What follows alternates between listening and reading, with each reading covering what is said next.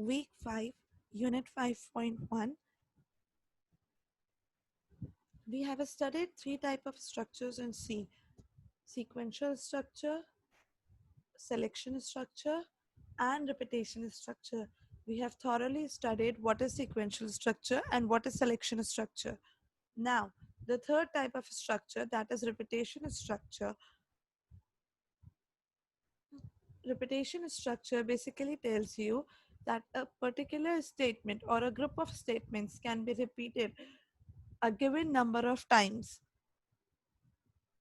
To represent this thing in C language, we have got three functions: for, while, and do while. The purpose of for and while loop are almost the same, whereas the do while loop differs a bit. Let's start with the while loop.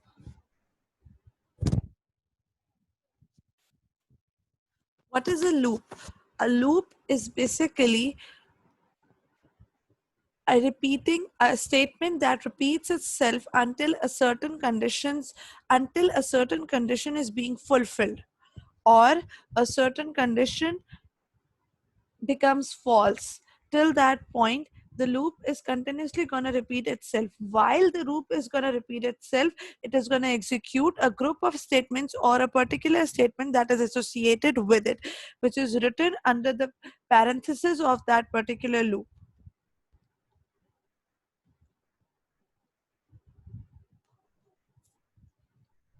This is how a while loop basically works.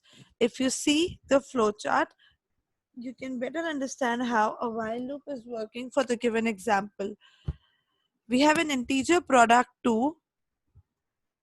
While product is less than equal to 1000, product is equals to 2 into product. Now, the value of product is 2, and until the product's value till the product's value is less than equal to 1000, the loop is going to repeat itself continuously and the value of the product will keep on increasing. See the flowchart over here. It's going to check if the value of product is less than equal to 1000. It is going to multiply the value of product by 2, and it's going to go again and check. Until and unless this process becomes false, this loop will not end. A class of 10 students took a quiz. The grades for the quiz are available to you. Determine the class average on the quiz. Integer in the range of 0 to 100.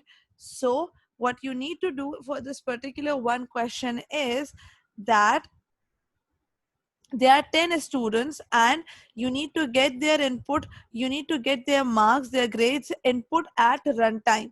So instead of writing 10 scanf and 10 printf, asking student 1 to enter the marks, student 2 to enter the marks, 3 and so on, what we do over here is see line number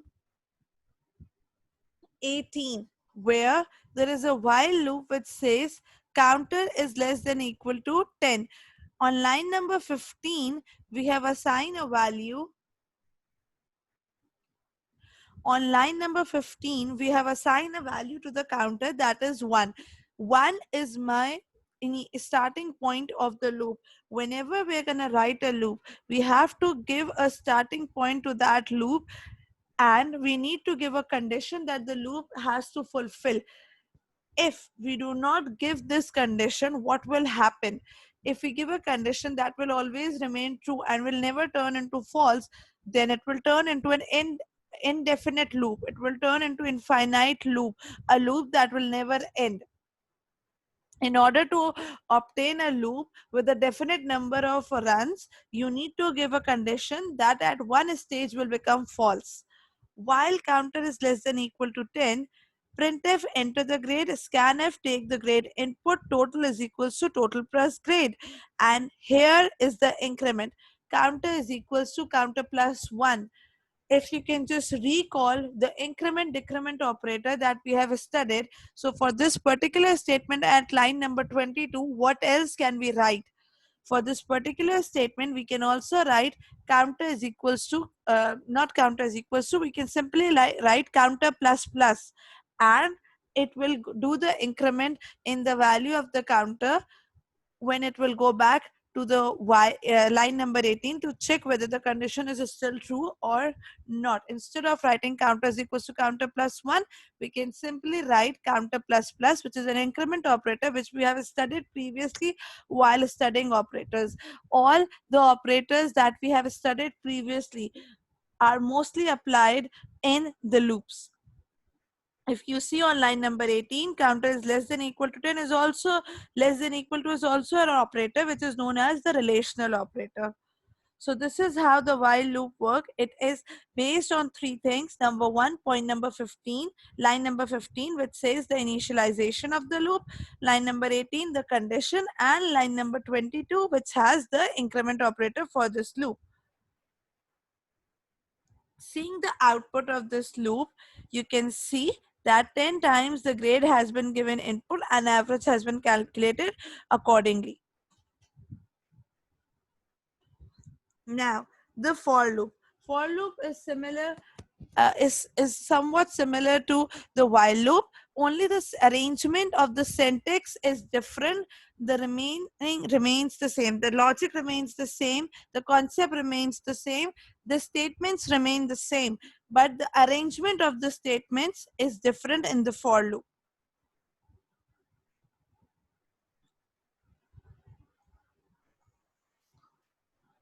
In the while loop, we were initializing a counter somewhere in the program, and then came somewhere a while condition, and then within the while condition was an increment decrement operator. Over here, you use the keyword for to initialize a for loop, and within the brackets of the for loop you initialize the entire loop. Within the brackets of the for, you initialize the entire, you give the condition, you give the increment decrement operator for the entire loop. For counter is equals to 1, counter is less than equal to 10, plus plus counter. This is same as the while loop. The purpose is same, it is just depends which loop better suits what situation condition. When we'll be practically working over this thing, you will have a better idea on where are you supposed to use which loop.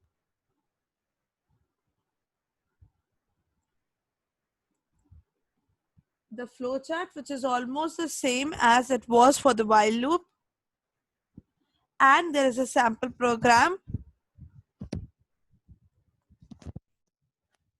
On line number 11, a number is equals to 2 has been initialized. Number is less than equal to 100. Number plus is equals to 2, which is number is equals to number plus 2.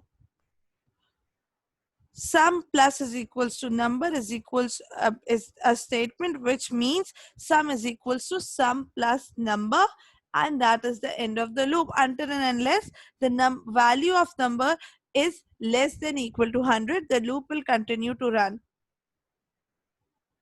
Now, the third type of loop, which is the do while loop. This loop differs from the previous two loops that we have studied. Though its structure is similar to the while loop, but the logic behind the loop is entirely different.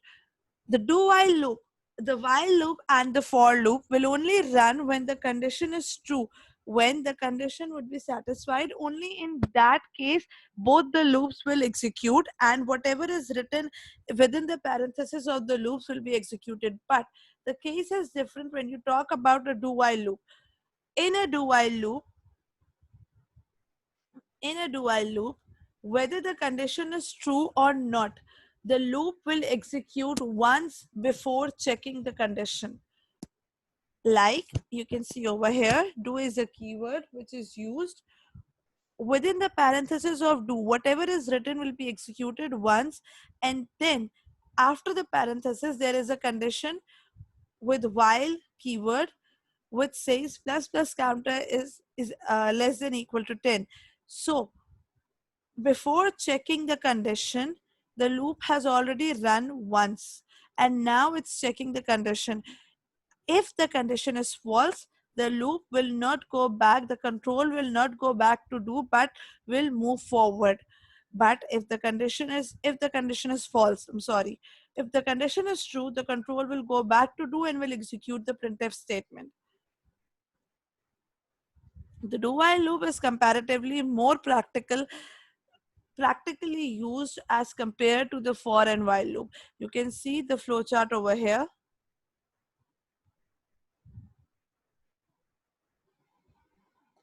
It goes to the action first and then to the condition. Whereas what we have studied in the previous loops is condition first and action later on.